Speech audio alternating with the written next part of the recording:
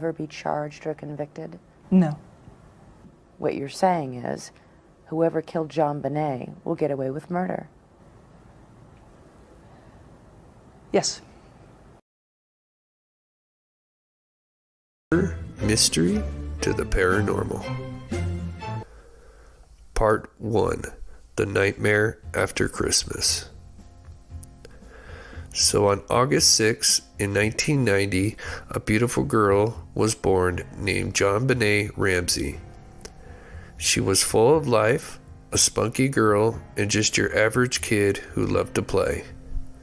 She had an older brother named Burke Ramsey, and their parents were Patsy Ramsey and John Ramsey. Mr. Ramsey was a businessman who was the president of Access Graphics, a computer software company that later became a subsidiary of Lockheed Martin. He was a very wealthy man who had his own private jet. At this time, John actually had 2 adult children, a son and a daughter, from a previous marriage who lived elsewhere. John had moved with his second wife, Patsy, and family to Boulder, Colorado, where Access Graphics headquarters was located. Patsy Ramsey actually worked for John Ramsey at his company at one point. She was an American beauty pageant winner who won the Miss West Virginia pageant at age 20. Patsy would enter JonBenét in various child beauty pageants in Boulder, Colorado, where she won the titles of America's Royal Miss and many others. This would end up being highly controversial later on after the homicide due to the fact the media smeared JonBenét everywhere on screen with her dressed up in these pageants. She was just your average kid. So on Christmas morning of '96, the kids came down and opened their presents. The kids played with their gifts. JonBenét got a new bike and she couldn't wait to ride it. The family would leave later that day to attend a Christmas party at a family friend's, Fleet White. The last time JonBenét would be seen alive by others would be as she was being put into the Ramsey vehicle in the driveway of the Fleet White's home. It is unclear what really happens after they arrive home, but the Ramseys claim they put the kids to bed and went to sleep. Patsy supposedly wakes up at 5:30 in the morning to go downstairs to make coffee, and she finds a 3-paged ransom note laying on the stairs. In this ransom note, it says, "Do not call the police." Patsy Ramsey then calls 911. Here is the call. 911 emergency. Police. What's going on? 515th Street. What's going on there, ma'am? We have a kidnapping. Hurry, please. Explain to me what's going on, okay? There's a note left and our daughter's gone. A note was left and your daughter is gone? How old is your daughter? 6 years old. She's gone. 6 years old. How long ago was it? I don't know. I just found the note. And my daughter's Does it say who took her? What? Does it say who took her? I don't know. There's a ransom note here. It's a ransom note? It says SBTC. Victory. Please. Okay, what's your name? Are you Patsy Ramsey. I'm the mother. Oh my God. Please. I'm sending an officer over, okay? Please. Do you know how long she's been gone? No, I don't. Please, we just got out. Is she right here? Oh my God, please. Okay, well, There's somebody. I am, honey. Please. Take a deep breath, Please, okay? hurry. Patsy.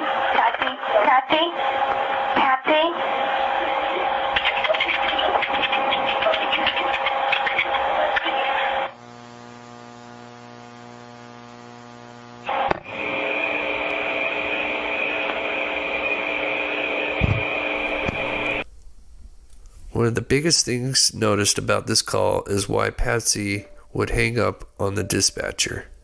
This is your lifeline, your hope. Then you have the fact that she didn't actually hang up the phone initially, and you can actually hear a conversation going on as seen in this video. and you can kind of make out a third person talking, which sounds like Burke saying, "What did you find?"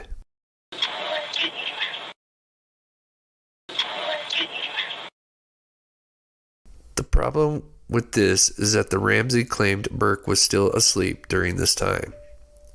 Then we have the ransom note, which is really more like a short novel, as it sits at 2.5 pages full of repeating statements and completely contradicts itself throughout the letter.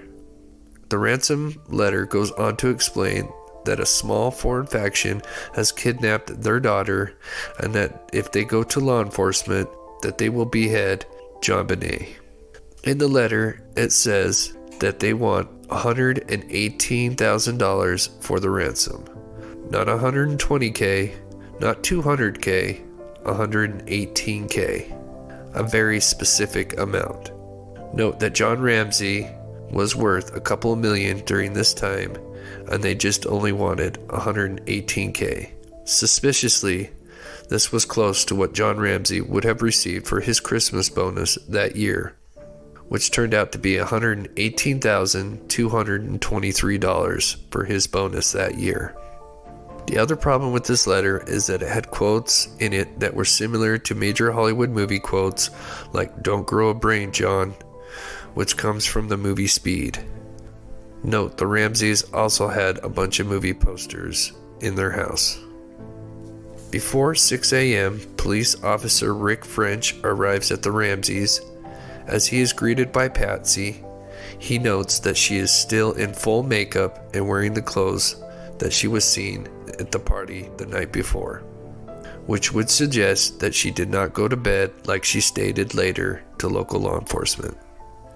Before the 911 call, Patsy decided to call their closest friends, Fleet and Priscilla White, and John and Barbara Fernie, and invite them over, and they are now beginning to arrive to the home sometime between 6 a.m. and 8 a.m., along with 4 more officers, and they all do an initial sweep of the home and find nothing overtly suspicious. At 8:10 a.m., the first detective on the case is Linda Arndt, who begins her investigation, which would be heavily criticized for her not securing the scene properly, but in an interview, which I will play a little later, would suggest she had a nearly impossible task considering all the people she had to keep track of.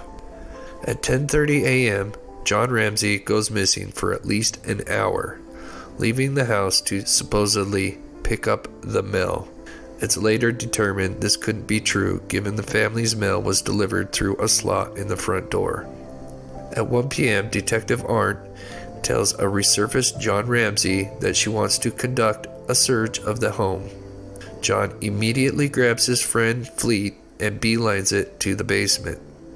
John opens up a door that had not been previously checked before. As he turns on the light, he lets out a gas, which Fleet hears, and they discover poor JonBenét's body in a spare room in the basement. Her mouth and neck are bound with duct tape and wrapped in a blanket. Mr. Ramsey immediately picks up JonBenét's body and carries her up the stairs, and Detective Arndt tells him to set her down on the floor where it had been heavily trafficked area, meaning this would cause major cross-contamination. This event, in my opinion, would be the biggest mistake and the main cause as to why this case has not been solved. Detective Arndt kneels down next to JonBenét and realized she is deceased. She had suffered a skull fracture and strangulation. They would move her body one more time, which would further contaminate the crime scene. Here is what Detective Linda Arndt said in a very mind-blowing interview.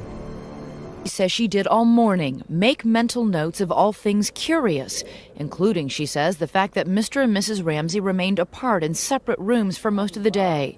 That at one point, she says John Ramsey took time out in the middle of the crisis to read his mail. I remember seeing John in the kitchen, looking through his mail, and I made a note that he was looking at his mail, and then I wondered, where did your mail come from? Isn't it possible maybe he was opening the mail looking for a clue from the kidnapper? I don't know. And I don't speculate. It's a piece of information that I see. It's something that I note. You thought it was unusual, however. I can say that it stuck out. 10 a.m., the deadline imposed by the writer of the ransom note for a telephone call. 10 o'clock comes and goes, and there's no acknowledgement within the house from anyone that the deadline imposed by the author of the ransom note has come and gone. Nobody said it's 10 o'clock and the kidnappers haven't called? Nobody said that. Was that something else you took note of? Absolutely. By 10:30 in the morning, Arndt was the only police officer in the house with John and Patsy Ramsey, their pastor, and 4 family friends. As they waited for news, the tension was mounting. Arndt called her station house for backup repeatedly, but none had arrived. How many times did you call the police department asking where your backup was and what was going on? Well, I remember at least 2 calls. Both times I was told everybody's in a meeting. They got your message, and that was it. Were you feeling pressure being in charge of a group this large and with anxiety that high? I felt tremendous pressure. 1:01 p.m. Although the house had already been searched by patrolmen before she arrived, Arndt says that in order to break the building tension, she asked John Ramsey and his friend Fleet White to search the house again, top to bottom, looking for anything out of place. She says she gave them specific instructions not to touch anything. She says John Ramsey headed straight to the basement. She heard Fleet White scream for an ambulance, and then a chilling discovery. For Arndt, the pieces of the puzzle fell into place. And I see John Ramsey carrying JonBenét up the last 3 steps from the basement.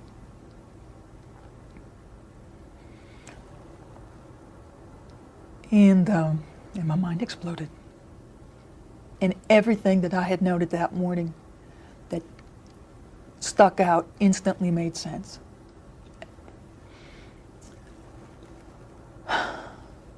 And JonBenét was clearly dead. Then she's been dead for a while. I ordered him to put JonBenét down. I knelt next to her and I leaned down to her face. And John leaned down opposite me. And his face was just inches from mine. And we had a nonverbal exchange that I will never forget. And he asked if she was dead. And I said, yes, she's dead. And I told him to go back to the room and to dial 911. And as we looked at each other, I remember, and I wore a shoulder holster, tucking my gun right next to me and consciously counting, I've got 18 bullets. Why did you do that? Because I didn't know if we'd all be alive when people showed up. I said everything made sense in that instance. And I knew what happened. Do you think your fear was well-founded? You bet I do. There's no doubt in my mind. To this day? Never wavered. You were afraid because you thought the killer was still in the house. I knew it. Absolutely? Absolutely. Oh, there's just so much. There's so much pain. And I called 911. I get my radio number. And I said, the kidnapping has turned into a murder. This house had suddenly become a homicide crime scene. Oh, it became hell. JonBenét was brought up at about 5 minutes after 1. And at 10 after 1, nobody'd shown up. And I looked out the window to the street and I saw an ambulance slowly drive by. And I thought, I am in the Twilight Zone. Meanwhile, still defends her actions, saying she has become a scapegoat for a flawed investigation. And Linda Arndt remains convinced that she knows who killed JonBenét Ramsey. She will not say the killer's name, but has no doubt that justice will never be done. Do you think this person will ever be indicted, will ever be charged or convicted? No. What you're saying is, whoever killed JonBenét will get away with murder. Yes. I really feel. And here we are sitting 25 years later. All right, I'm going to play the intro, guys, and then we'll get today's show started.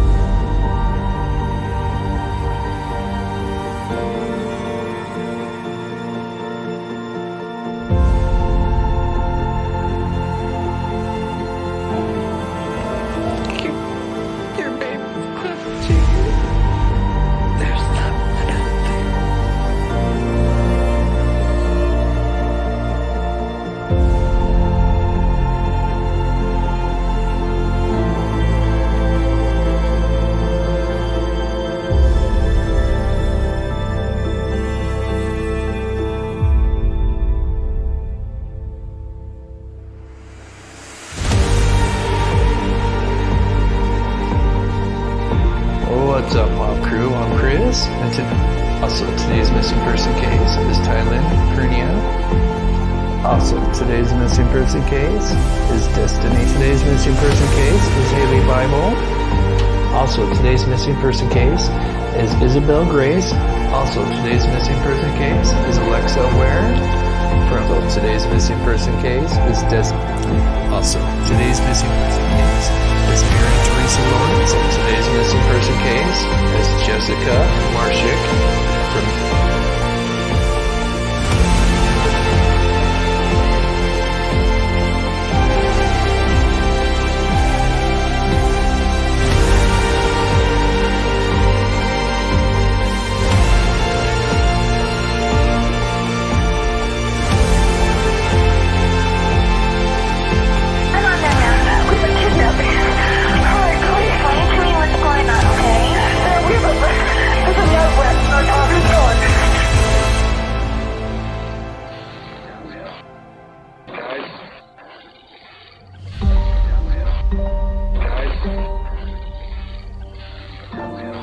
What's up, Mob Crew? I'm Chris, and today's video.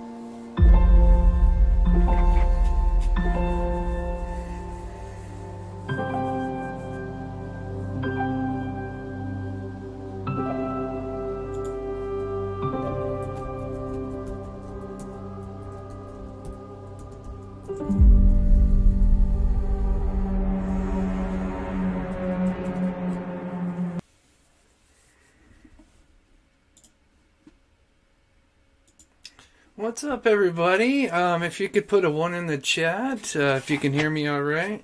Let's get my chair forward. Welcome to the stream. Thank you guys so much for joining. Let me close this out real quick. Close that. Awesome. Yeah, thank you guys so much. And like I said, I know this is kind of a heated topic when it comes to this case, so just please ask everyone to be respectful in the chat. This case is over 25 years old now, and so I feel like whatever side of the fence you're on, you're pretty firmly on that side, and so I can understand both sides because I've been on the fence many times when it comes to this case. And I'm going to kind of argue both sides.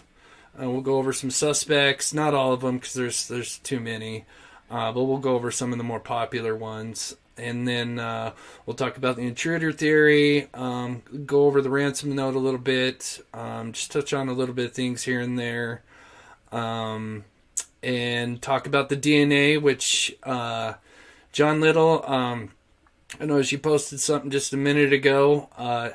Yeah, I came across that information. I had not seen that before. I've kind of heard of it, and I was blown away about that. And I'll say I'm going to save that for the end because that's something I'm going to have to probably do another video on, is the DNA, because that could be huge if true. So before we get started, though, for those that are newer to this channel, I'm Chris with Monsters Under Our Bed. I do cold cases, true crime, a little bit of paranormal. In all my shows, I like to introduce missing persons case to kind of help give back. And also, if you guys donate, 35% of that will go to the Humane Society for Pets. And we've donated over $400 or $500 now to the Humane Society. So I just want to thank everybody who supports the channel. And if you can't donate, just being here and hitting the like button and commenting helps my channel out a lot. So I appreciate everybody taking their time out of their day to watch mine.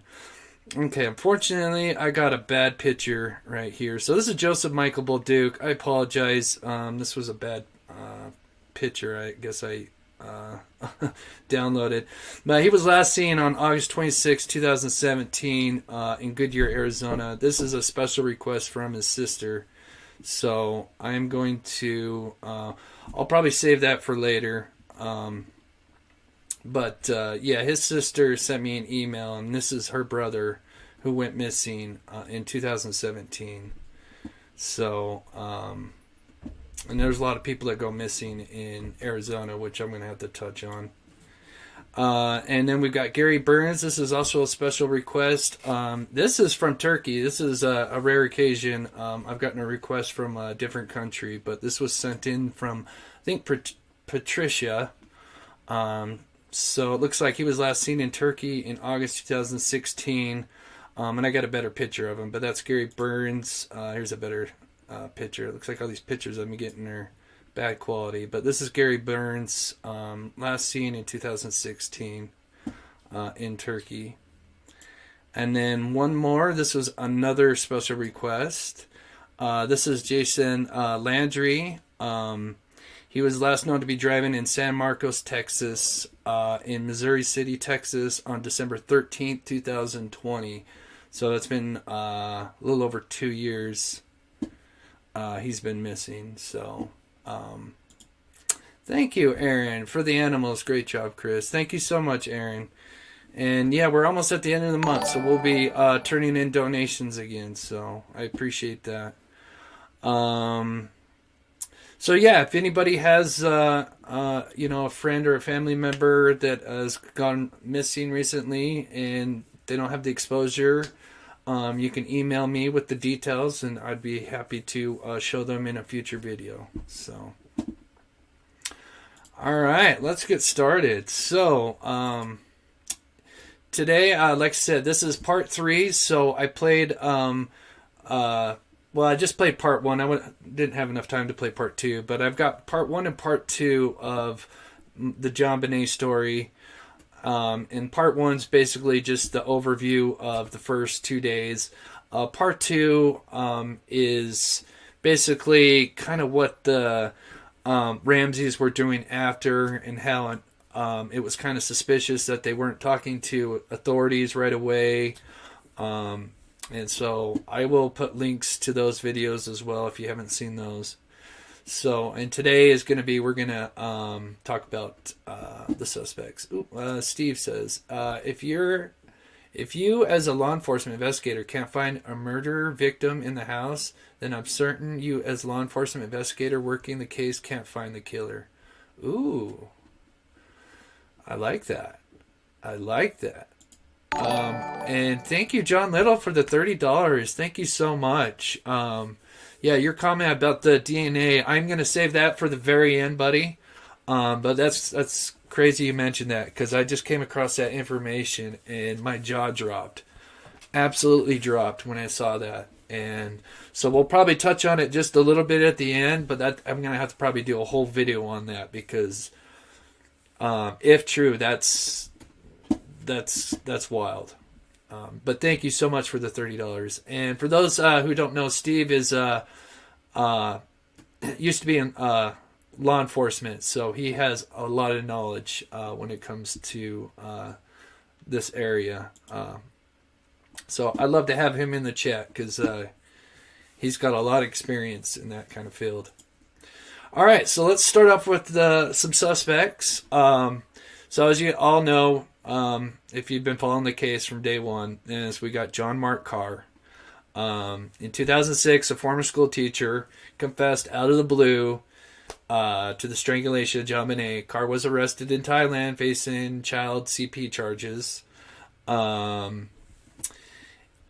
He had reached out to a professor in Colorado, to a Michael Tracy, over an email in regards to a documentary Tracy was making on the case. And once he saw those emails, they were disturbing. And so he reported that to the police. He was immediately, so Carr was immediately flown to Boulder for questioning, but was ultimately cleared after DNA failed to match the profile of the unknown male on the waistband of JonBenét's long johns. But the whole DNA thing is kind of up in the air now, but we'll talk about that at the end. Really, it was just a false confession, but the media blew it up. I'm sure if you guys followed this case, you remember him. He's actually, I guess he's come out since then as a transgender. He has a different name now. It's Alexis Valerin Reich. I believe that's how you pronounce it. But yeah, this was really, DNA cleared him, and further, this was a false confession to gain notoriety and fame. And so he's kind of the reason, people like him are the reason why investigators try to keep a lot of the evidence when it comes to open case close to the vest, because you get people like him that come out and confess and try to take, credit for something they didn't do, and then they take what they read in the media, and so that's why they try to not release a lot of details when it comes to open investigations. So here's the housekeeper. This is Linda Hoffman Pugh, 57 at the time. So she had worked for the family as their housekeeper, and her husband Mervyn was their handyman. So she was the housekeeper, her husband was the handyman. It wasn't surprising when she was known to carry a key to the home. During the investigation of JonBenét's murder, Hoffman Pugh didn't even begin to fit the profile the police were after. So they had built the profile, believing it was some kind of white male, former convict between 25 to 30 years old. Clearly, but she didn't hold back on voicing her suspicions against the Ramseys, had accidentally killed JonBenét. Oh, thank you, Melissa. You rock. Thank you. Thank you so much. So the Hoffman Pugh theory asserted that the housekeeper led a trusting JonBenét down into the basement that night in an attempt to trick her employers into leaving money for her ransom. It's possible that she could have seen JonBenét's pay stub for the $118K as a holiday bonus and chosen that as her demand. Familiar with both the home and the family schedule, Hoffman Pugh makes a convenient suspect, and without an alibi. She was asleep in bed while her husband allegedly slept on the couch. So apparently she didn't have a really good alibi. So there is room to speculate she could have been involved. If you're not on board with the Ramseys being involved, she would be probably towards the top of Intruder or somebody else. And then I just put all evidence implicated in her in the case is circumstantial at best, and she has never been formally accused of the crime. But like I said, her alibi is not the best. So if anybody is on the fence or on the opposite side of this being like a cover-up or the Ramseys, she would be a kind of a better fit. Some side notes. Now, this is kind of what she said against the Ramseys, I think. So Patsy claimed to investigators that Hoffman Pugh was struggling for money and had asked for a loan for several $1,000s, which Ramseys had declined. Police showed up at the Pugh's home the night after the murder and asked the 57-year-old housekeeper to write the number $118,000 on a piece of paper, and reportedly took her fingerprints and several strands of her hair. She then testified in front of the grand jury for a total of 8 hours, including a statement against the Patsies that read, "I think she had multiple personalities." So she says, the housekeeper says, that Patsy Ramsey had like multiple personalities. Let's see. She also goes on to say she'd been in a good mood and then she'd be cranky. She got into arguments with JonBenét about wearing a dress or about a friend coming over. I had never seen Patsy so upset. So she kind of claims that Patsy had a kind of a dual personality. All right. This one, I didn't show his picture out of respect because this one was kind of, I feel like this was just, I don't know. I felt bad for this guy because this guy didn't have anything to do with it. And he got thrown under the bus because he was just happened to be involved. He was the Santa Claus, Bill McReynolds. He is now deceased. He obviously he knew JonBenét. He came over multiple times. And so I'll read what I have here. So Bill McReynolds, now deceased, was a friend of Ramsey's who had dressed up as Santa Claus the week before JonBenét's murder to entertain the neighborhood children at one of Patsy's famous Christmas gatherings. That was one thing that the Patsies did, or the Ramseys, excuse me, is that they had these, they loved Christmas and they loved to throw these big parties during Christmas and show off kind of like their house and stuff and all their decorations. So while an older man dressed as Santa makes a pretty good perp in a child case like this, the possibility that the now deceased McReynolds had anything to do with JonBenét's death is extremely unlikely. McReynolds was rumored to have paid a little too much attention to JonBenét, going so far to arrange a secret visit from Santa Claus on Christmas. Supposedly he had chosen JonBenét to be his special friend, going so far as to bring a vial of glitter gifted to him by the 6-year-old with him into heart surgery. Even stranger, he had asked his wife to mix the gold glitter in with his ashes were he to die. This particular story generated buzz in the Denver Post, but failed to amount to anything more than sensationalizing a character assassination of a friendly old man, which it was. So sadly, it was just the media kind of threw him under the bus. So now this one's an interesting one. I would say next to the housekeeper, I would say this would be kind of more on the top of the list. So this is the Ramsey's family longtime private investigator Ollie Gray, once referred to Oliva. It's I was just looking how to pronounce it properly, and I forget it already. Oliva.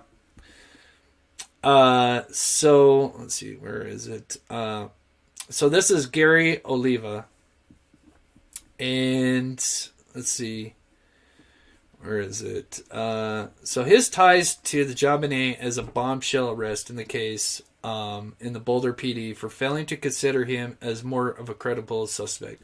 Soon after, Oliva's high school friend Michael Vell stepped forward with an allegation supporting Gray's suspicion. Vell, who's the friend of Gary, claimed that not long after the murder, a distraught Oliva had called him on the phone and confessed to his longtime pal that he had hurt a little girl. And then it says, "I hurt a little girl." Vell revealed to In Touch magazine earlier this year that he was particularly unsettled by how the knots used to fashion the garrote that strangled JonBenét were similar to those used in the incident where Oliva attempted to choke his mother with a telephone cord. "My blood ran cold when I read that," recalled Vell, of his troubled childhood friend. Oliva was rumored to have possible connections to a theory that links the marks found on JonBenét's body to encounter with the stun gun, but we'll be debunking the stun gun later on. Gary had one on him at the time of his initial arrest. But apparently he lived nearby, so he is a potential suspect. Oh yeah, or homeless. Was he homeless?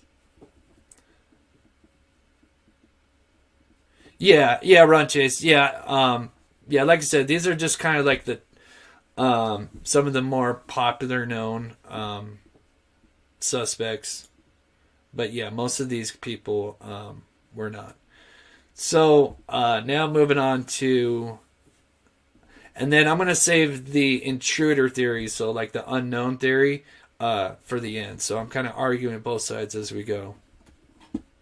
So before we talk about the family itself, only 1 in every 12 cases is a child murdered by a stranger. Almost 72% killed by their own parents were 6 years old or younger.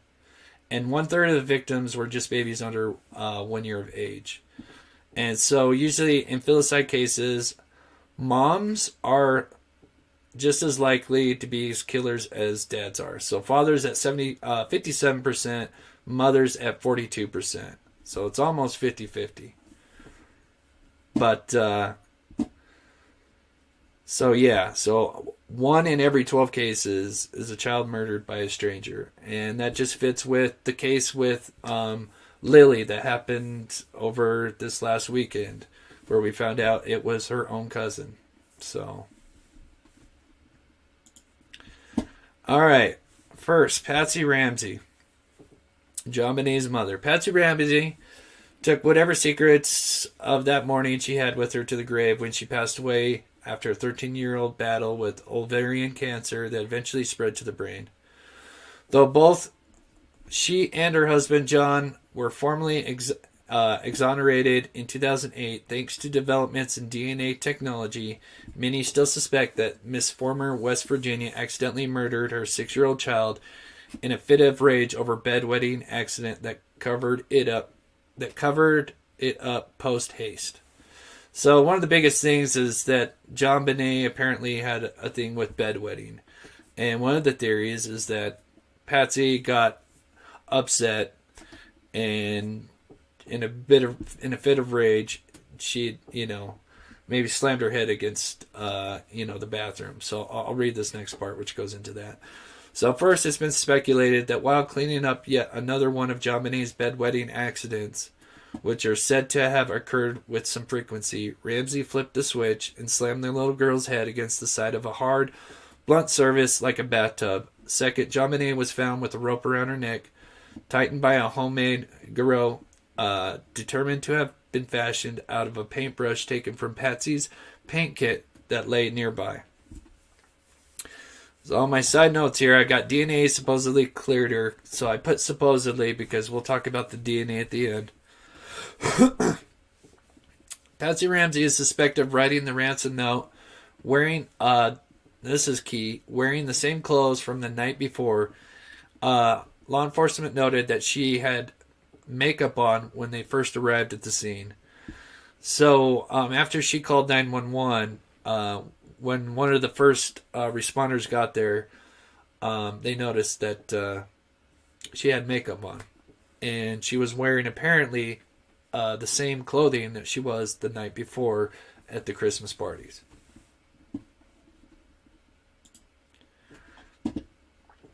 Third, the most bizarre ransom note in the history of ransom notes. Patsy said she discovered a 2.5-page ransom note on one of the rungs down the spiral staircase that led to the basement where JonBenét's body was found, written in a strange verbiage that seemed lifted from classic crime films. The note demanded $118K to be given to the foreign faction by 10 a.m. the next day, which was later figured out to be the same amount of John Ramsey's Christmas bonus from his company Access Graphics. Some sources, including Boulder's PD former co-leading investigator Steve Thomas, have speculated that Patsy wrote the note herself in a moment of panic after realizing what she had done to JonBenet. But the handwriting analysis, though convincing, were eventually found to be inconclusive. So the biggest word is inconclusive. So that's undetermined. So it's not a yes and it's not a no. It was determined, however, that the note had been written on a piece of Patsy's stationery from inside the home with her own pen. So the ransom note came from a notepad and Patsy's note notepad and pen that was sitting near the phone, near the kitchen, or in the kitchen. And there was a practice note that was thrown away. In a previous live that I didn't do it during the live, I did it just before I went live. I actually wrote out that note just to see how long it would take me to write that note. It took me almost 24 minutes just to copy the note. 24 minutes just to copy the note. So I would think at least a half an hour to at least 45 minutes to write that out, to like think and write it out. And then you got to remember that it was a practice note, and we don't know how big the practice note is. I mean, it could be almost a full page. I wish we could see what that practice note looked like and see how much writing was on it. But I would say writing this letter took close to 45 minutes at the least, in my opinion. Added in with the practice note. So I'm not going to go too much into the handwriting and stuff. That could be a whole video on itself. But I will bring up two interesting things that I noticed from her handwriting that I noticed is very suspicious. So this column here is from the letter itself, this letter. This is from her handwriting. There are two things that I want to point out. Her A's are very interesting because they look like twos. She's got the A that does... now here she did a normal one, but you'll notice most of the time when she does her A's, it's that two-way, where it looks like you just do a two. And almost throughout most of the ransom note, you got that same form, the two. Most of those A's have got the wraparound, I guess you want to call it. Almost like a cursive A. The other thing is her T's. And what she does with her T's is she connects her T's to the next letter. That's what sticks out to me a lot too. If you look into this letter, you'll notice not all of them, but a lot of the T's. One of the letters either before or after the T is connected to the T. It's really interesting. And like I said, I could do a whole video on just breaking that down. But yeah, if you go through the letter, you'll see the T's are either connected after or before or both. Also, the housekeeper, since obviously she was around Patsy a lot, noticed that Patsy was ambidextrous. She could use both hands. She had seen Patsy using her left hand to do her hair.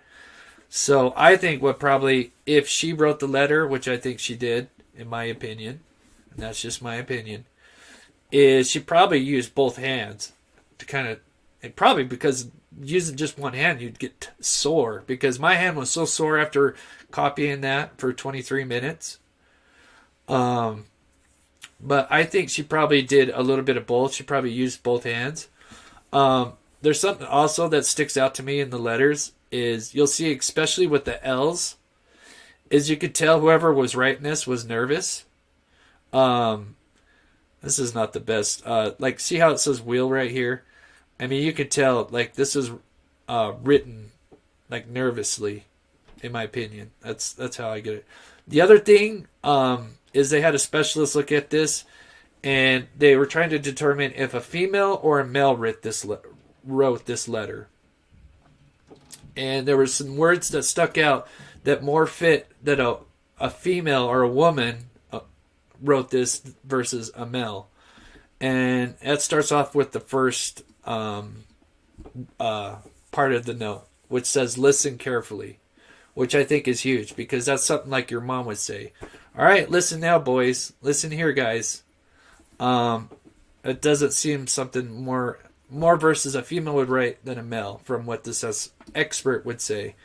Also, like I said, I could do a whole video on this note, but the other thing is that, yeah, they start talking about they're going to behead behead the child, but then it also mentions, well, make sure you get some rest. It just, the whole letter itself is contradicting. But like I said, I've done another video on that. If you haven't seen that, I would check that out after. But we kind of went over the letter itself. So John Ramsey. So police arrived at the crime scene that morning, the morning after Christmas Day, to find no footsteps in the snow or signs of possible intruder.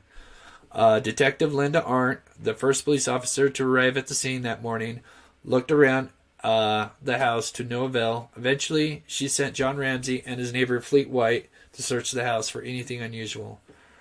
Ramsey made a beeline straight for the basement cellar, where he immediately found his deceased child. Though he'd been told to leave everything where he'd found it, he picked her up, carried the body upstairs, removed a piece of tape from the child's mouth, and placed her down.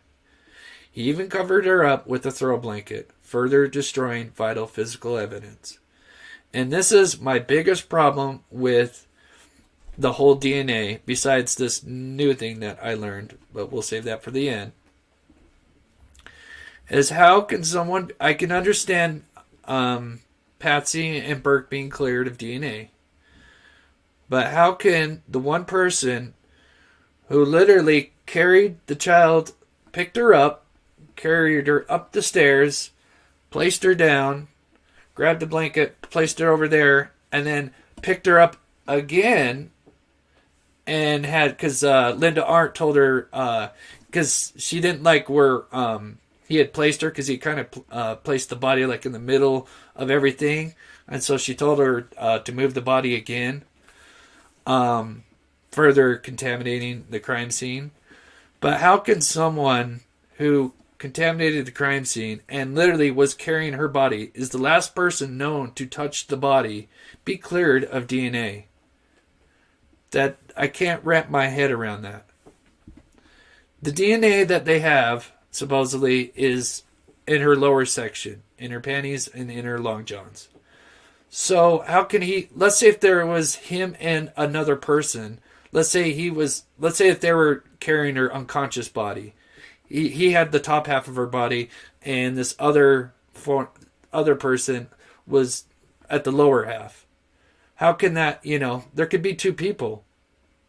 So I've never understood how they can clear John Ramsey when he's been handling the body. That's never made sense to me. So to finish this, that's when Arndt started to feel that perhaps Ramsey knew too much. Arndt had made no secret of her suspicions towards the family, while Ramsey's unseen discovery of the body was suggested to have been the fault of a botched police investigation. Some believe it's strange that the intuition alone would lead a person to admittedly unused part of the home. So basically, he went right to where the body was at. Like, just beelined it. The second she... because before, when she arrived, they were all kind of separate. She was trying to, separate everybody. And John Ramsey was in one room. Actually, John Ramsey was kind of actually gone, actually. And that was why she told him to start doing something, because she was worried that John was because he was just wandering around, and the family was kind of consoling with Patsy, but John just happened to be kind of moseying around doing different things, and that was bothering Linda. So she thought it would be better to start doing an initial search after an hour or so had passed since she had been there. But of course, when she tells him to, search from the top to bottom or whatever, or bottom to top, he literally goes right to the body. So I think it's I know a lot of people like to blame Linda. I think it's just kind of a botched on everybody's end. And she just didn't have the help she needed, but that's my opinion. So now on to the Ramsey, or on to Burke. So although the Ramseys were formally exonerated in 2008, along with his parents, Burke made a decision to clear the air in September and the 29-year-old software developer creepily grinned through Dr. Phil's line of questioning that ran down the chain of events leading up to the night in question. Wish this case be solved among others. I agree. This is the case. This case is probably what got me into true crime and just unsolved cases in general. Because this is something I thought would be solved by the time. Because this happened when I was like, I don't know, like 10 years old or something. I thought, boy, when I become adult, I'll be talking about this case and like, oh, can't believe it was this person or that person. But that day never came. So going back to Burke, so they did, I can't remember if it was before, I think it was after this, but they did a documentary, which this documentary in 2016, before 2016, I was on the fence. Like, one year I would think it was the family, one year I was thinking it was, maybe Intruder. But after this documentary came out, and I'm trying to think of the exact title, I think it was done by ABC, but then they got sued for it, so they had to take it down. But it was, to me, I think it was a great documentary. Shined a light on some things, and it disproved the stun gun theory. So, but in that documentary, they had Spitz do an autopsy, and he was not an official autopsy, but he looked at the autopsy report, and he noticed that there was a perfectly rectangular defect in her skull, in JonBenét's skull. And he had suspected that it came from a blow to the little girl's head with a blunt, heavy flashlight seen in the photo on the kitchen counter in the crime scene photos. He noticed that the flashlight would almost fit perfect with the 8.5-inch gash in her skull. However, there was no trace evidence of either JonBenet nor Burke was found on the flashlight. So there was no evidence on the flashlight itself as far as DNA goes. But this is the flashlight they're talking about. It's kind of like something you would see in the old police. You would think of police carrying around those heavy-duty flashlights that are really heavy and would do the job, because they did an experiment in that documentary with the same kind of flashlight, and it would do that kind of damage with the right force, and it wouldn't take that much force either, because at that age of JonBenet, her skull is still developing, and it's still so the skull is still developing, and it could have wouldn't take much to crack her skull with that. So the flashlight became even more suspicious when tied to the pineapple scenario, a theory that suggested JonBenet had taken a slice of fruit from Burke's late night snack found on the dining room table. So she had an undigested piece of pineapple that was found in her stomach during the autopsy. They speculate that maybe after they put the kids to bed, Burke maybe got up first and got a bowl of pineapple, and then JonBenet got up, and she had taken a piece of pineapple out of that bowl and maybe kind of teasing Burke or something, and Burke didn't like that.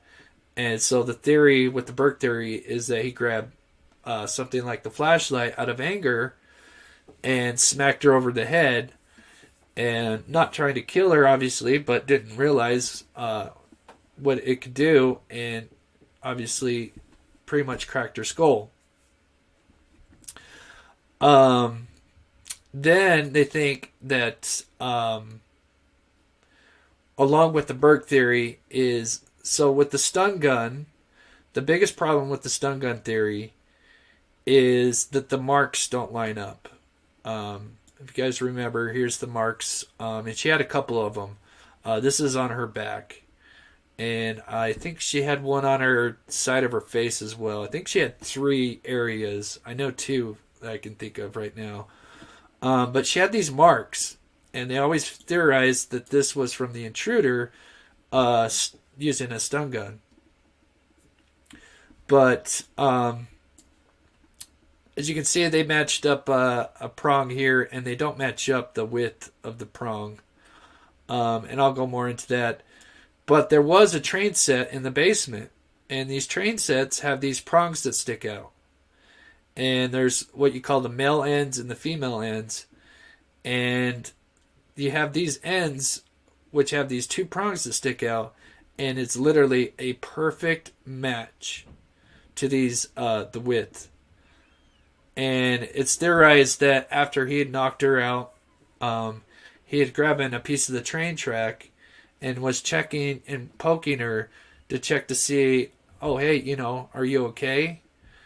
And when I saw that, that totally made sense, because at that time, I was still kind of on board with the intruder theory, but it never made sense with the stun gun because, and they also show that in the documentary, when somebody gets stun gun, you know, tasered, it doesn't incapacitate them like Lou Schmidt, in his intruder theory goes, is that he thinks that someone broke into her bedroom and tasered her, and that would incapacitate her or knock her out. But on the contrary, it would do the complete opposite. It would like freak her out and make her yell and scream. And so once I saw this in that documentary, that really kind of put me over back onto the Burke theory. So moving on to the intruder theory with Lou Schmidt. Now, he was a retired detective, and I'll go into his background in just a minute. But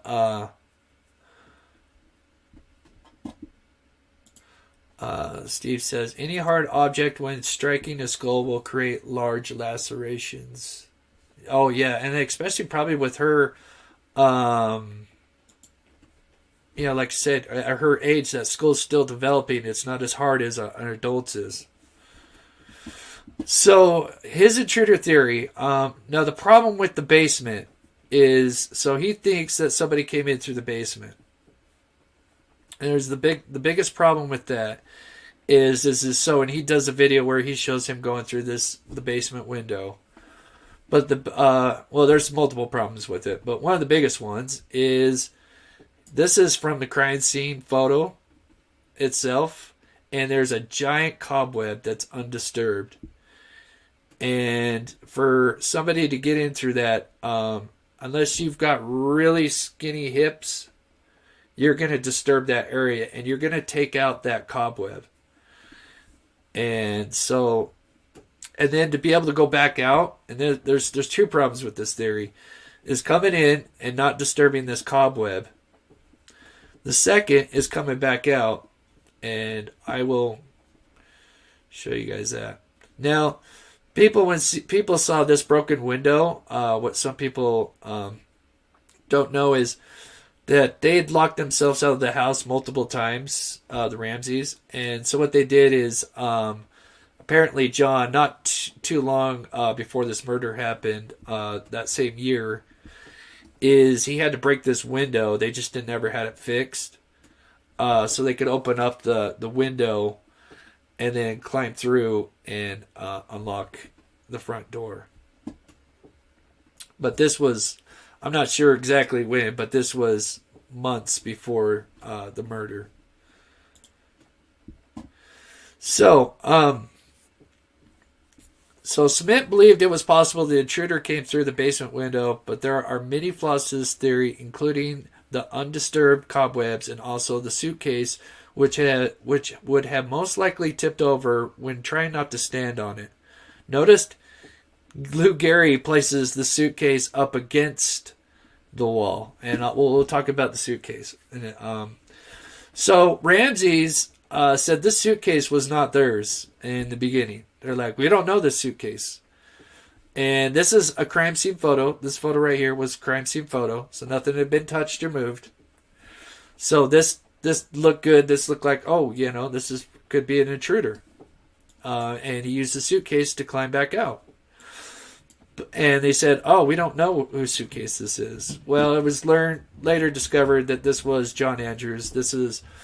So before the marriage between John and Patsy, he had a previous marriage where he had also a son and a daughter through a previous marriage. And he also has a son called John Andrew. And as a matter of fact, this was John Andrews' suitcase. And it was later learned that he actually, not only was it a suitcase, but there was a blanket in there that actually had semen that was actually from John Andrew. Anyway, we won't go any more into that. But anyway, so they know that it was his suitcase. So this is the problem with the suitcase theory, is unless there's a bunch of bricks in that suitcase. So me and my buddies, we had like, because his dad like had a bunch of like suitcases, because they used to go out and fly out of town all the time. So they had these suitcases, and we thought it would be fun because we had like 3 or 4 of them, and we would like line them up, and we'd try to like walk across them without them falling. But it's so hard because unless you have bricks in that suitcase is going to tip over. And so as you can see, when Lou Gehry tries to reenact it, he's got it up against the wall. Now remember, this is the crime scene photo. This is not laying up against the wall. Maybe against like this way, but it's still, if someone's going to stand on that, it's going to flip over. What would have made more sense if this was lying on its side and you saw some undisturbed leaves and stuff kind of coming out here and maybe on the ground right here, but that was not the case.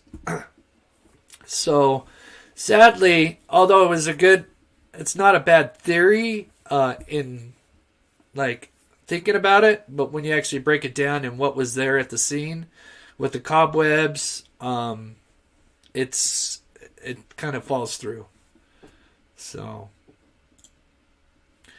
and I just took another picture here, or not took a picture, but I saved a picture. As you can see, he laid his up against the wall so it wouldn't tip, in the sense that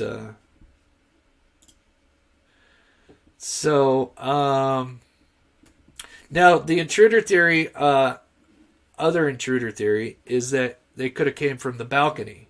Now this one I could get more behind. So it could have been possible for the intruder to gain access to the balcony if the doors were unlocked, like the balcony doors were unlocked. And he could have got in there before the Ramseys came home. Then he could have wrote that 2.5-page novel and then sat and wait for them to go to sleep and then attack. But I think that's the only other way. Now, it was convenient that when Burke Ramsey did his interview with Dr. Phil, he just happens to say, oh, I think I might have left the front door unlocked. Her death could have been my fault. I don't know if you guys caught that, but I think that was kind of a convenient timing with the whole, the front door could have been unlocked. So, here's something I found which is very interesting. So, as you guys know, Lou Smith, sadly, he was, in his own right, he was a great detective, very well-renowned, but he was kind of biased when it came to this case. And I watched the video and I was like, oh my gosh, this totally makes sense of why he believes it wasn't the parents. And I'm going to play that now. It totally makes sense why he was so geared towards the fact that he didn't think the parents had done it. Since the murder, Smith claims the evidence shows someone other than John or Patsy Ramsey took the life of this 6-year-old girl. I just can't turn my back on what I see to be the truth. In Colorado law enforcement circles, Lou Smith is considered something of a legend. Boulder Sheriff's Department Detective Steve Ainsworth. He takes the evidence and sees where the evidence goes. He's a tenacious investigator. A lot of people say he's the best there is. The best there is, his supporters say, because of his 33-year career helping to solve more than 200 murder cases, including the killing of Colorado teenager Heather Dawn Church. Smith's investigation cleared the girl's father, who had been a suspect. An intruder was convicted of the crime. But Smith retired in the early 1990s. Or so he thought. So did you guys catch that? I'll play that back just a little bit. So, one of the cases before John Ramsey's case was a case in a similar circumstance, which they thought it was the parents, and he went in and solved it, and it ended up being an intruder. So you could see where he came from a case that was, that he solved, that people were geared towards the parents, and he solved it and said, look, it was an intruder the entire time. And so you could kind of see where now he's got this case, and this is similar circumstances where the parents are looked at heavily, and he's like, you know what? This last case was the same thing, and so it totally makes sense. I had no idea that he had a case like that where they suspected the parents, and now it was actually an intruder. So, and I'll play that one more time for you guys if you missed that. But that totally makes sense of why he was just so geared towards it. The best there is, his supporters say, because of his 33-year career helping to solve more than 200 murder cases, including the killing of Colorado teenager Heather Dawn Church. Smith's investigation cleared the girl's father, who had been a suspect. An intruder was convicted of the crime. But Smith retired in the early 1990s, or so he thought. 3.5 months after JonBenet's murder, Smith was called back into action by the Boulder County District Attorney's Office. I thought it was going to be a slam dunk, Katie. I thought this was going to be an easy case. Another day brings more tidbits of information. After all, he followed the early media coverage just like everyone else. He'd heard that the Ramseys were uncooperative with the police, that there were rumors of sexual abuse, that the ransom note was a fake, that there were no signs of forced entry, and he knew that in the murder of a child, the parents were always prime suspects. According to the Justice Department, only 1 in 12 child murders is committed by a stranger. Lou Smith showed me around the Ramseys' former home in Boulder, now owned by friends who want this story told. Smith says once on the case, he quickly discovered he couldn't believe everything he had heard or seen, like the footage that seemed to show no evidence of an intruder the night of the murder. I even thought to myself, how could anyone get into the house without leaving some type of a footprint in the snow? But then he saw the actual crime scene photographs taken the morning after the murder. And then once we got the photographs, then you could see that there was no snow around the various doors and entry doors of the house. Or the sidewalks. Or on the sidewalks either. That's correct. So the whole idea that no footprints meant no intruder to you was not necessarily true. No, not once we seen the photos. But another crime scene photo had already caught his attention. The very first photograph that I seen of that basement window, the window was wide open. And I said, wait a minute, take a look at that. That was one of the light bulbs that went off and one of the red flags that I seen. I'm going to skip this forward. So he shows, okay, yeah, right here. Real hidden from view. There's fences all around, and this is a perfect place to go in because nobody can see me. According to Smith, there are signs that someone had disturbed the leaves in the window well and of what he calls finger marks on one of the window panes. Okay, so I think what that was is that was when John, months before when they got locked out of the house, he had to get down in there, break the window, and so clearly he disturbed everything down there.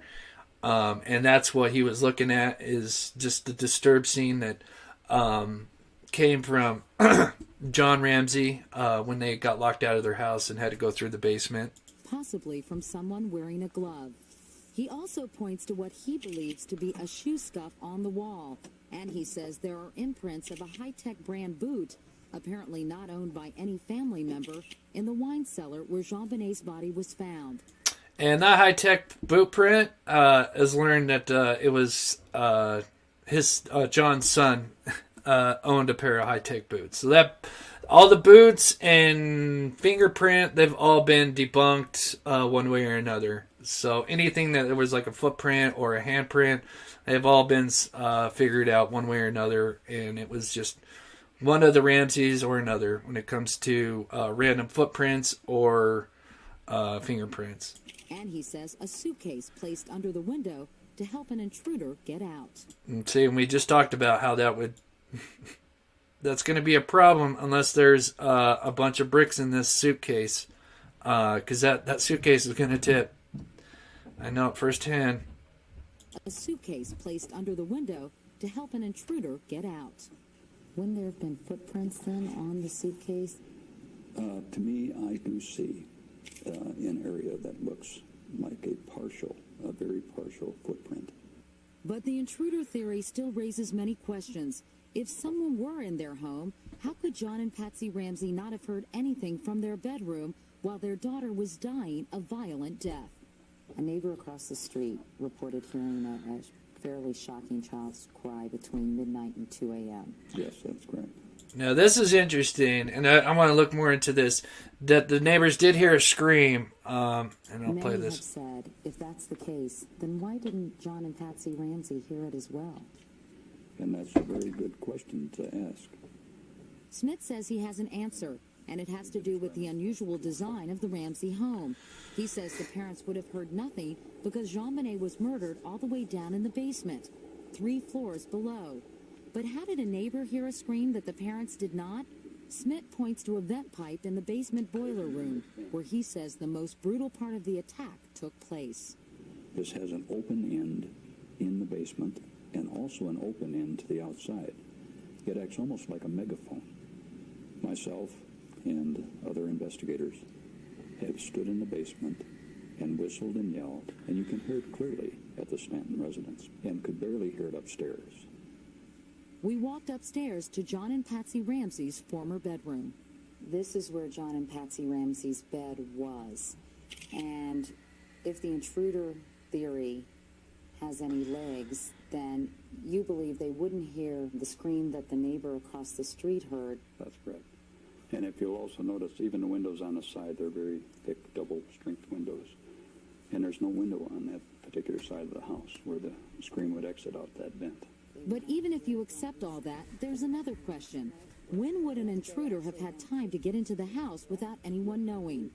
On Christmas Day, late in the afternoon, John and Patsy Ramsey took JonBenét and their son Burke to a Christmas party at the home of friends. The Ramseys were not home for several hours and say they returned around 9:30 that night. Lou Smith believes that the intruder came in while the Ramseys were out at that party. Not sure exactly how long the intruder lay in wait, Smith believes the killer would have climbed these back stairs from the basement, might have hidden in an extra bedroom on the second floor, and later entered JonBenét's room after the entire family had fallen asleep. So the problem with that, and I agree, John, but like I said, these are our opinions, and I respect people on the other side that don't think the Ramseys were involved. But let me see, hold on. Further, JonBenét wet her bed. Patsy Ramsey flew into a fit of rage. There has never been any record at all of Patsy ever losing her temper over JonBenét's bedwetting. None whatsoever. Well, how would anyone know, frankly? The family would know. The friends would probably know. JonBenét would probably tell somebody if there was some type of pathology there. The housekeepers would know.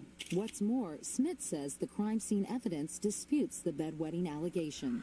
The photographs show that there is no bedwetting. The photograph shows no staining of those sheets. Lab reports don't show any bedwetting or the sheets being urine stained. So if Patsy Ramsey didn't fly into a fit of rage and kill her daughter that night, how did this murder unfold? According to Lou Smith, the violence began with a weapon like this. See, this is where... The stun gun is a very important part. So like I said, the stun gun, because when all this came out years and years ago, it made sense because at the time, like at my age, like internet was kind of new. We didn't have YouTube. The only thing really with cops was, the TV show Cops. But at that time, they weren't really running around with taser guns. So we didn't see what people look like when they got tased. And now you can find that anywhere on YouTube. It's because they try to encourage people to disarm a suspect with her taser instead of having to use lethal force. So we get to see what people being tased look like now. At this time, years and years ago, decades ago, we didn't know the idea of a stun gun. We just felt you have the word stun gun, so you'd think, oh, it incapacitates somebody. It made sense at the time. But now, when you can see YouTube and see what it looks like when somebody gets tased, it doesn't incapacitate them in the way that he's trying to talk about, where it's going to knock him out. And oh, Steve, like I said, I've been hit with stun gun 20 or 30 times. Oh, so what happened to you, Steve? Were you incapacitated, or did it freak you out? Do you think a little girl would be knocked out, or do you think she would freak out and scream the loudest she's probably ever screamed in her life?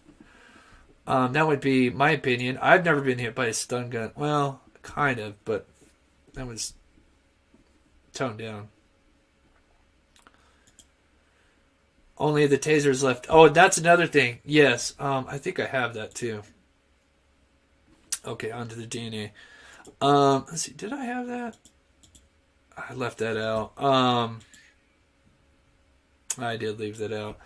So, also, one of the things is when they did the taser, and they, reenacted it, a taser leaves more of what looks like a sunburn on your skin, and not these two dark red dots.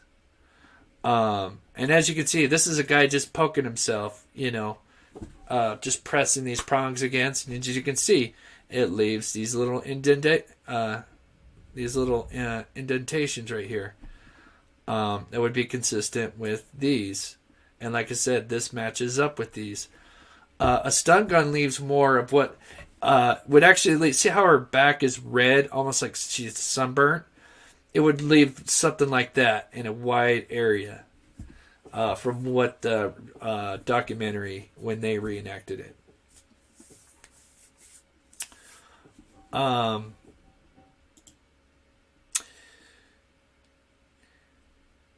There is a huge difference between a stun gun and a taser. Yeah. Kinda, I guess.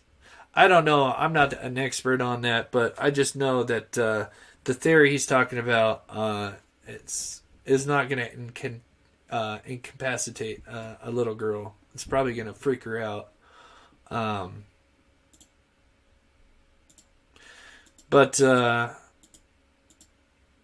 So now on to the DNA, which I've been just kind of delving into a little bit.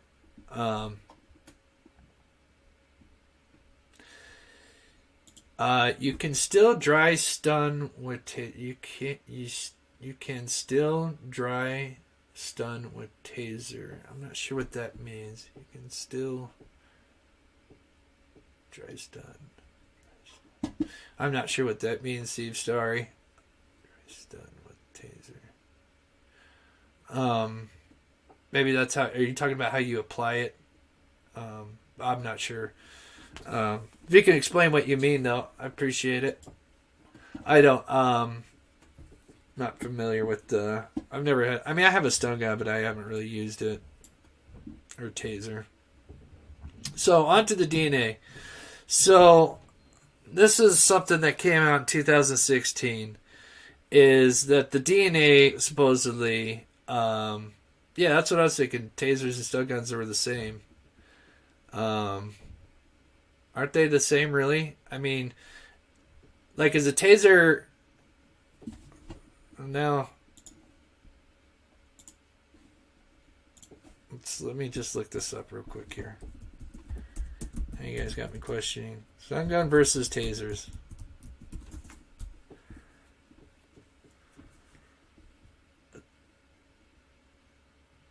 Okay, so tasers have the projectiles. Okay, yeah, alright, yeah, okay. So, yeah. Same thing, just one's got a projectile and one is you use. But yeah, taser, stun gun. Okay, same thing though. You're still trying to shock the living heck out of them, and it's not going to incapacitate someone or knock somebody out. I mean, maybe it could, but I don't think so. So anyway, okay, I see what you guys are saying. Before I get onto the DNA, let me quickly get into the pets. I got going so fast. I forgot to do the pets. So here we got this one sent in from Eno Darren. This is his little kitty Nook. That's a beautiful cat. This was sent in from Lindsay Z. This is Double One Kenobi. Oh, and he's got a little pacifier. Little bulldog. French bulldog, I think. This is sent in by Carly. This is little Logan. Beautiful dog.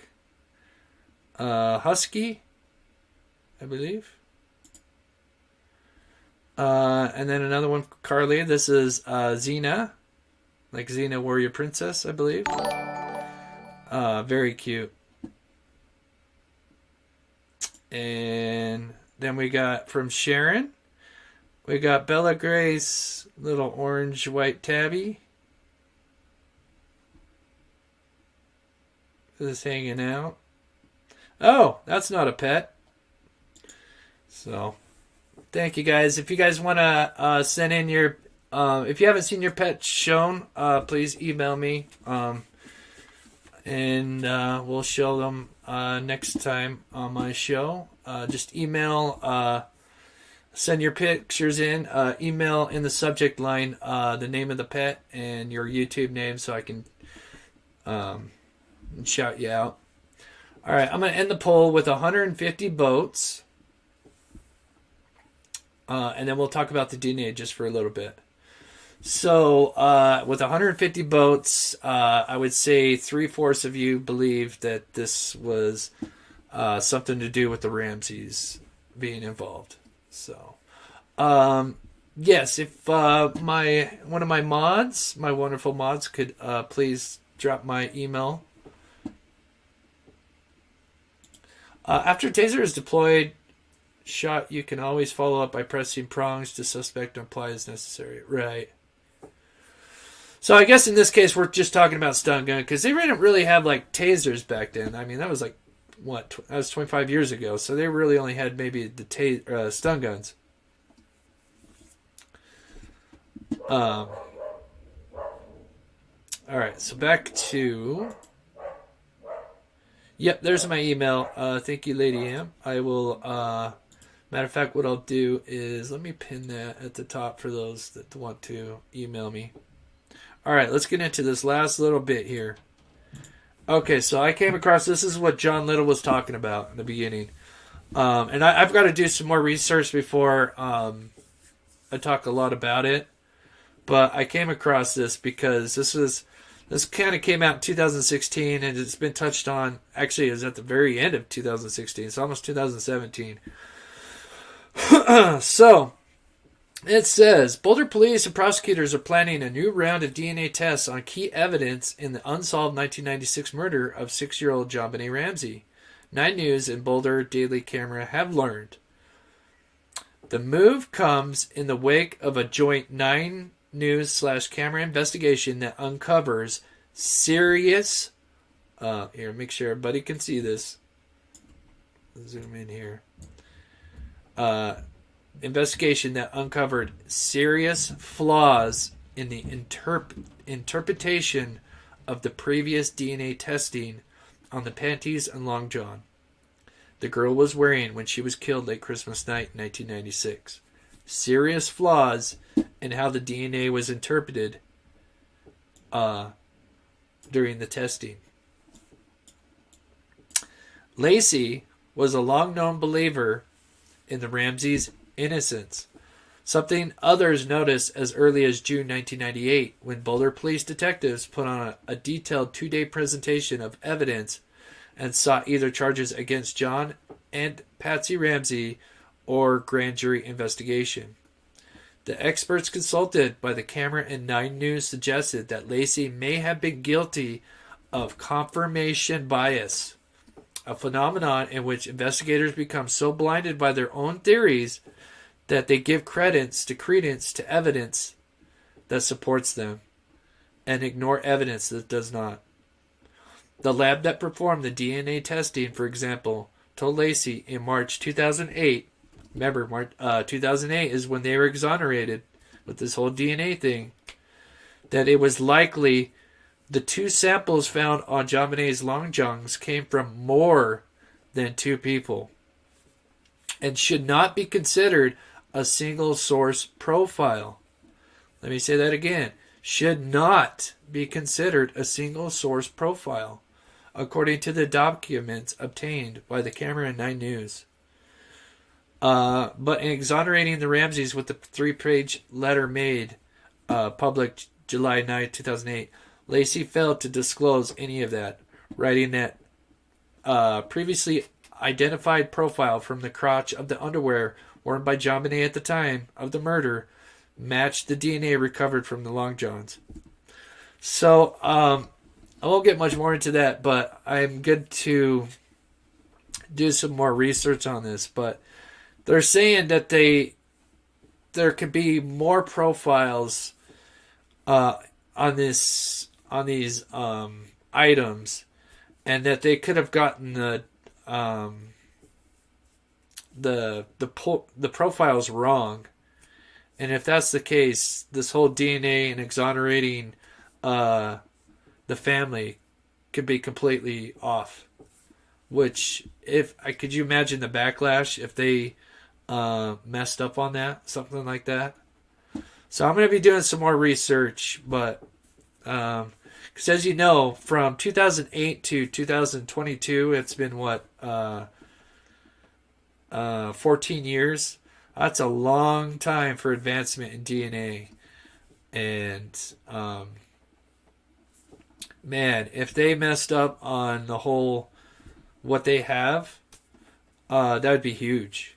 Because like I said, it just never made sense with the DNA. And like I said, I'd feel fine with Burke and Patsy being, excluded in a sense, because they weren't carrying JonBenét's body up the stairs and contaminating a crime scene. But to exclude John completely makes absolutely zero sense to me, and it's something that bugs the living heck out of me. But I'm going to be doing some more research on this, and this will probably be my next video. I'm going to do a lot of research into this, make sure it's backed by, proper sources. Because you guys know I like to make sure I have, give you guys the right facts and not just some biased report, because if what they're saying is a biased report done by this reporter or whoever Lacey is, I have to do some research on it. That could be some serious stuff there. So, but yeah, let me know if you guys got any questions before we get up here. Go ahead and throw it out. I got Steve in here. He's former law enforcement. Could probably answer some questions that would fall in the line with law enforcement. I'm so confused at what could have been, but I definitely agree it was a cover-up. Yeah, I don't think, in my opinion, I really don't think the parents killed their daughter. To me, I could see that, Burke, in a fit of rage, hit his sister over the head with an object. And like I said, their skulls are still developing, so they're not as hard as an adult. And it wouldn't take much to do that kind of blow and, pretty much fatally kill her. Now, she died of strangulation, so I guess it would be kind of disturbing to think that they would have to cover it up by using that equipment, like her paintbrush and stuff. But they have to stage it, obviously, so. But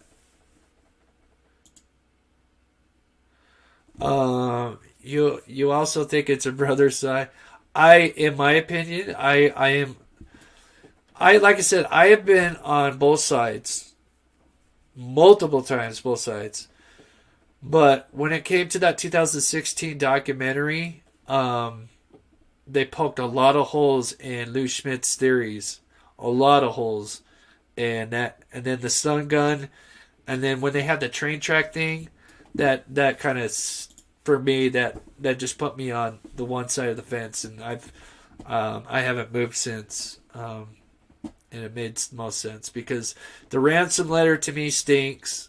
The phone call, the 911 phone call, that's another thing we could break down one day.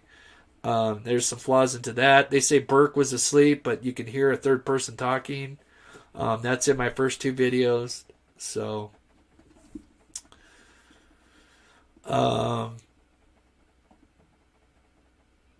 yeah. Yeah, and what's crazy is, John Little, at 9, Burke would have not been charged. That's right. I think they changed the law, and it was now changed to 7 years old. But I know they changed that whole murder thing. But yeah, it's sad to say that he wouldn't have been charged for murder. You're right, John. I know they have changed that since. But yeah, at that time, which is crazy. Because if this was Burke, and the Burke theory is what happened, this was all for nothing. Because they could have just came out and said, hey, it was an accident. And no one did any polygraphs. Nope. No polygraphs. That was a big red flag for me too. No polygraphs. And then don't forget that these guys were indicted by their own, a grand jury of their peers indicted them. But that was sealed last minute by the district attorney. So I think they heard some things probably from the close friends, the Fleets, which we've never heard anything because they probably still have gag orders to this day, or just don't want any part of this. But I'm sure they probably hold some of the keys to the answers, or keys to the puzzle anyway.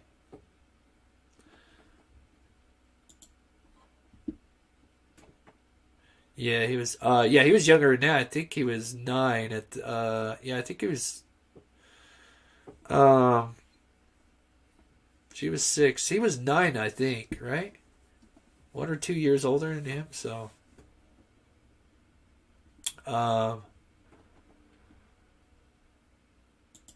John. Oh, you think Patsy did it? You think it was more along the lines of a bedwetting theory, a rage of fit, maybe? I said I did a video where I broke down the letter, and I did that in the live. I'll put a link in this video as well when I can. So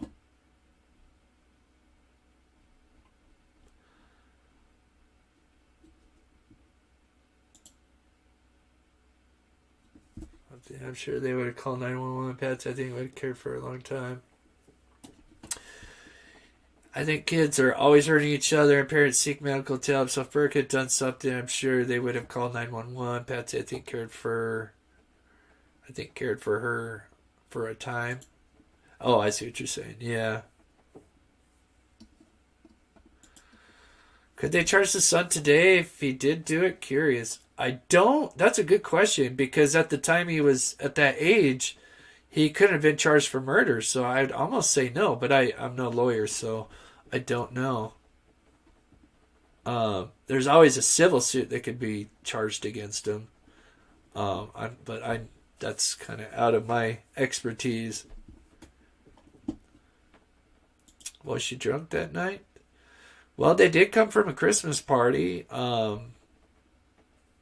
Wouldn't hurt to say that she could have probably had a few drinks in her. Just stopping in quick. I strongly feel Burke did it and the parents covered it up. Yeah. No, I'm pretty sure Colorado could not charge a 9-year-old. Yeah, I've seen that, what you're talking about, John. And yeah, you're right. At the time, now they did change it because I done some research on it. They have changed it since, but yeah, at that time, yeah, he would have not been able to been charged for murder. So, but yeah, the letter is strange, and like I said, I could do another video on it and break some more stuff down that just bothers me about the letter. Like I said, just something that always stuck out to me is the A's that she put. They look like twos. So this is her handwriting here, and she's got her A's as twos. Not all of them, but some of them. And almost all of them on this letter are twos, as I call them. And then the T's, the way she connected her T's, that's I think that's very unique. And I think that's something that she would do even with her left and right hand. She would connect those T's. And I think that's why the A's change. Why she has some of these A's are changed. And she might have maybe switched when she was doing left and right. Because I think she wrote this with both hands. And just tried to throw people off. No. This is a novel. No, there's not been many ransom notes. The Lindenberg was just a page, a paragraph. And what was the other one? There was another one was an email. But it was a paragraph. The ones that I've seen were a paragraph at most. As far as ransom letters go. Paragraph at most. Yep. Yes, it does. Good Southern. Yes, there's a lot of references to movies. And like I said, I actually wrote this letter out. And if you're really into this case, I'd encourage you guys, if you want, to write this letter out, word for word. Especially those who don't think it was the parents. Write this out and think, if you're a killer, you're going to write this entire thing out. And then also leave it there behind, as more evidence. It doesn't make sense. And the letter just contradicts itself. But like I said, that would be something for another day. Nobody but Southerners think we have common sense. That's funny, John. So anyway, but yeah, so my next video will probably be touching a lot on that DNA. I'm going to be doing a lot of research on that because that could be something big. And then to ask, somebody asked me about if I'd seen the Netflix series about Lou Schmidt and his tapes. I have. Anything that comes out with, and it don't matter from who, I'll watch it because this is the case I've been invested in probably the most next to Delphi. And I was so excited because I thought maybe there might be something in this Netflix series of his tapes that he recorded that were unreleased. And I listened to it, and there's nothing.